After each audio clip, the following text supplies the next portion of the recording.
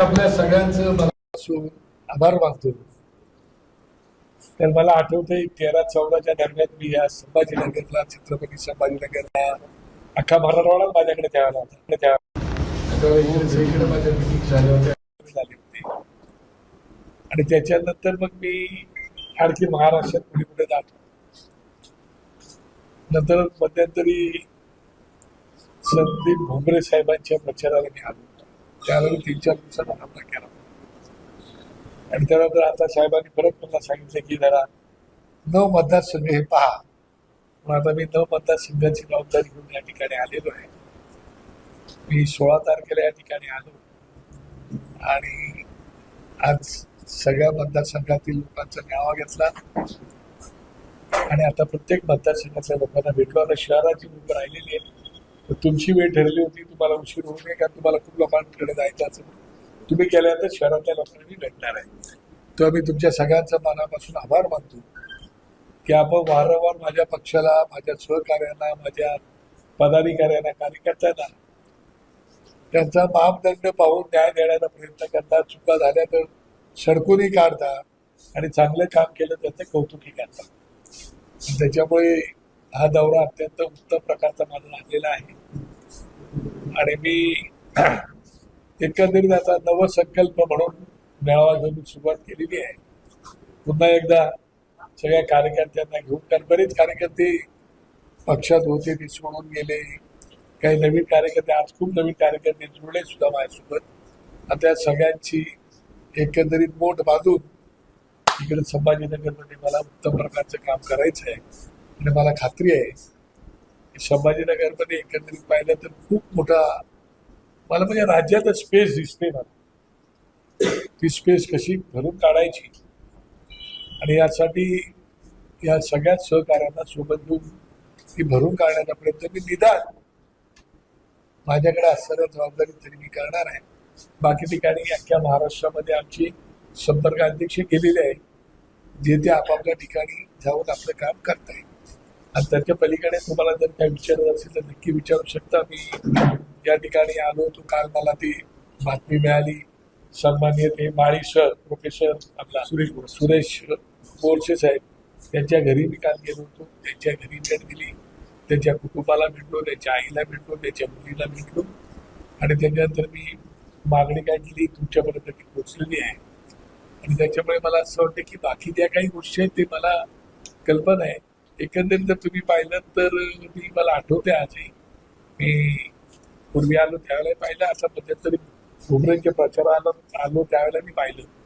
एकंदरीत आता शहरातले रस्ते त्यातल्या चांगले झालेले दिसत आहेत. शहरामध्ये इन्फ्रास्ट्रक्चर उभा राहतोय.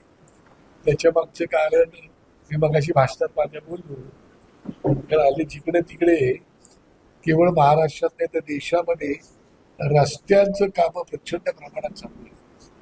आणि नागरिक सुविधा इन्फ्रास्ट्रक्चरच्या नावाखाली चालू आहे.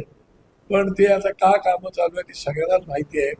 तर त्याच्यामध्ये फार टक्केवारीचा विषय फार तेवढाच मोठ्या प्रमाणात असतो. त्यामुळे ती कामं जरा जोरात चालू आहेत. पण त्यासोबतच छत्रपती संभाजीनगरमध्ये जे गुन्हेगारीकरण चालू आहे, लॉ अँड ऑर्डरची जी परिस्थिती आहे, एकंदरीत तुम्ही पाहिलं तर दिवसा ढवळ्या इकडे मर्डर होत आहेत. लोक चाकू तलवारी हातात घेऊन फिरत आहेत. या ठिकाणी ड्रग्सचा प्रचंड प्रमाणामध्ये वापर सुरू आहे. या ठिकाणी लोकांना ज्या अडीअडचणी आहेत, अनधिकृत बांधकामं असतील की तुमच्या आता ड्रग्सचं प्रमाण छत्रपती संभाजीनगरला वाढलेलं आहे. या सगळ्या गोष्टी जर पाहिलं तर याच्यावरती सरकारने खास करून लक्ष देण्याची आवश्यकता आहे. वास्तविक आता सरकारमधले आता पालकमंत्री इकडचे आहेत, त्यांना लोकल परिस्थिती उत्तम प्रकारची माहिती आहे. शिवाय इतर आमदारही आहे. सन्माननीय सावे पण इकडे मंत्री आहेत. कराड साहेब केंद्रीय मंत्री होते. अशा प्रकारचे सगळे उत्तम प्रकारचं सगळी लोक असताना या शहराची अशी परिस्थिती काय, लोकांना आजही मी मागे आलो त्यावेळेला मला सांगत होते की 8-8, 15 दिवस पाणी येत नाही. त्यासाठी आमच्या लोकांनी आयुक्तांचा नळ बिळ फोडले होते. त्यांचा नळच कापला होता आयुक्तांचा. तेही त्याचे आंदोलन आमच्या लोकांनी, लिपी नोकऱ्या सगळ्या लोकांनी केले होते. आणि त्याच्यानंतर आजही लोकांना पाहिजे तसं पाणी मिळत नाही. आणि आता तुमच्या घरी तीच परिस्थिती असेल, काही वेगळी नाही. पण माझी तुम्ही समाजाचा आरसा आहात. तुमच्या लोकांकडून माझी अपेक्षा आहे की जे काय चालू आहे ते तुम्हालाही लोकांच्या समोर आणायला पाहिजे, सरकारलाही सांगायला पाहिजे. आणि एकंदरीत कुठेतरी या शहराला न्याय मिळावा असं मला वाटतं. फक्त रस्त्याचं कॉन्क्रीटकरण जाळं विरून विकास होत नाही. जिकडे तिकडे प्रचंड प्रमाणे तुमची बांधकामं चालू आहेत, ते बांधकाम होणार, त्याच्याबद्दल माझं काय म्हणणं नाही. पण त्याच्यासोबत लोकांना काय हवंय, आय मी आणि मायसेल्फ या भूमिकेत राहण्यापेक्षा आपल्या लोकांना काय हवं तेही द्यायला पाहिजे. बरेचसे भानगडी आम्ही वर्तमानपत्रातून ऐकतो, जमिनीच्या भानगडी आहेत, ह्या आहेत, त्या आरोप प्रत्यारोप होतात. खरं खोटं मला माहिती नाही, पण जे काय असेल ते. पण त्यासोबत समाजाचे पण कामं झाली पाहिजेत, अशा प्रकारची माझी मागणी होती, झालं पाहिजे. त्याच्या पलीकडे जर तुम्हाला काय विचारायचं असेल तर तुम्ही निश्चितपणे ते विचारा. या ठिकाणी दिलीप चितलांगे आणि बिपिन हे दोन इकडे संपर्क अध्यक्ष म्हणून आम्ही दिलेले आहेत. विनायक भट्टी बशीलकर माझ्यासोबत आलेले आहेत. माझ्या या ठिकाणी वैभव जिल्हाध्यक्ष, बाकी सगळे राजेश आणि सगळे पदाधिकारी त्या ठिकाणी, आमचा सत्ताम गुलाटी आणि सगळे पदाधिकारी मंडळी पण आहेत. काय तुम्हाला जर काय प्रश्न विचारले असेल तर तुम्ही ते विचारू शकता. सर, पक्ष मनसे विविध आघाडीवर कमी पडतं असं वाटतं? बिलकुल कमी पडते. त्याचं कारण असं की तुम्ही जर पाहिलं तर बरीचशी लोक आमच्याकडे होती, चांगलं आक्रमकपणे काम करणारी लोक होती. दुर्दैवाने आत्ताचे असणाऱ्या सरकारमध्ये जे घटक आहेत त्या घटकांना लोकल लेवलचे पक्ष ठेवायचे नाही अशा प्रकारची भूमिका घेऊन रिजनल पार्ट्या संपवायच्या आहेत. आणि म्हणून येणं प्रकारेनंच रिजनल पार्ट्यांचं खच्चीकरण कसं होईल, त्यांचे कार्यकर्ते कसे फोडले जातील, त्यांना नाही ते आमिष देऊन, कचराने देऊन, अमुक तमुक देऊन त्या लोकांना कसं मग केसेस टाकून अमुक तमुक सगळ्या गोष्टी करून ते सगळं त्यांना विकलांग करून टाकायची जी पद्धत सुरू या राज्यामध्ये, या देशामध्ये झाली, त्याच्यामुळे कार्यकर्ते पण इकडे तिकडे प्रचंड प्रमाणामध्ये गेले. त्यामुळे थोडंसं आम्ही कमी पडलोय, या मताशी मी सहमत आहे. पण पुन्हा एकदा नवीन उभारी घेऊ आणि कामाला सुरुवात करू. ऑपरेशन टायगरचं ऐकलंय, पण आता ते सक्सेस झालंय. आता मुंबईत उद्या वेळेमध्ये शिवसेनेचे 6 खासदार आणले जातात, त्यांना वायदा त्यांनी सुरक्षा देखील देण्यात आली. सरकार देखील मदत करतं असं वाटतं की? मला असं वाटतं की काल मी तुम्हाला बोललो, आजही पुन्हा तेच सांगतोय की हा खरं मात्र महाराष्ट्राने आतापर्यंत देशाला दिशा दिलेली आहे. या महाराष्ट्राने तुम्ही जर पाहिलं तर स्वातंत्र्यपूर्व काळात आणि स्वातंत्र्याच्या काळामध्ये, त्या काळात सुद्धा उत्तम प्रकारची लोक महाराष्ट्राने दिलेली आहेत. प्रत्येक गोष्टीमध्ये महाराष्ट्र अग्रेसर राहिलेला आहे. आणि त्या महाराष्ट्राचं हे जे काही चाललेलं आहे ते पाहता ह्याला फोड त्याला फोड हे भविष्यासाठी अत्यंत घातक आहे. आज तुमची चलती आहे, उद्या आणखी कोणा तरी चलती असेल. 1967 साली मी सांगितलं तुम्हाला, हरियाणामध्ये अशीच आयाराम गायाराम एका आमदाराने 9 तासात 3 वेळा पक्ष बदलला होता. तिथून जी काही सुरुवात झाली, नंतर कायदा पण आणला होता, पक्षांतर बंदी कायदा.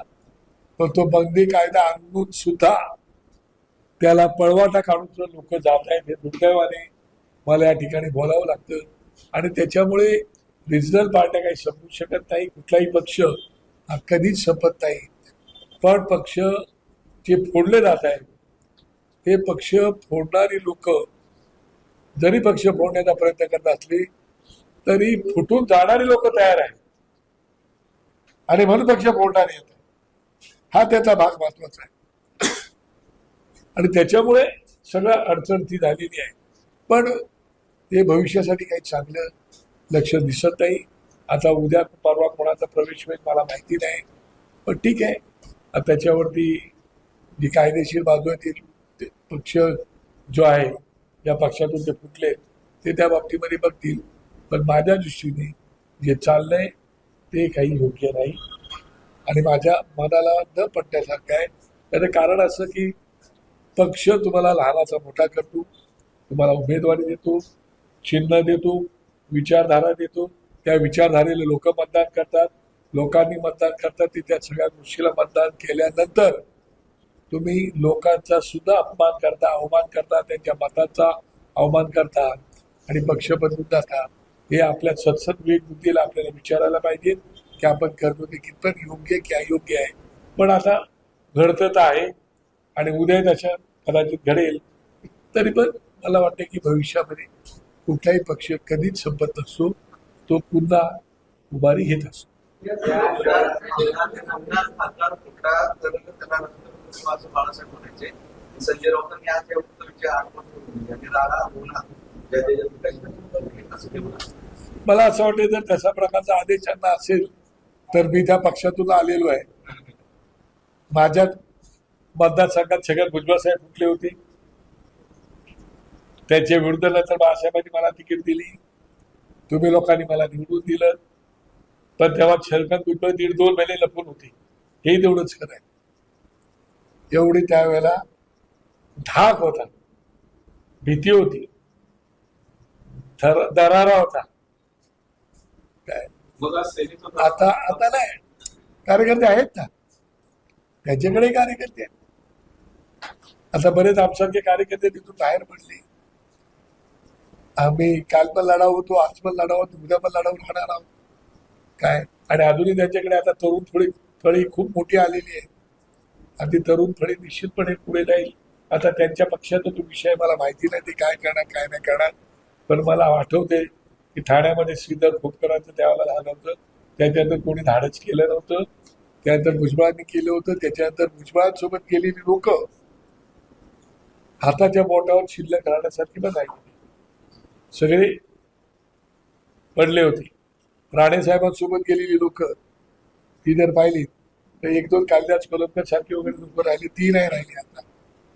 आता एकनाथ शिंदे साहेबांसोबत गेलेली लोक भविष्यात लोक ठरवतील काय ते.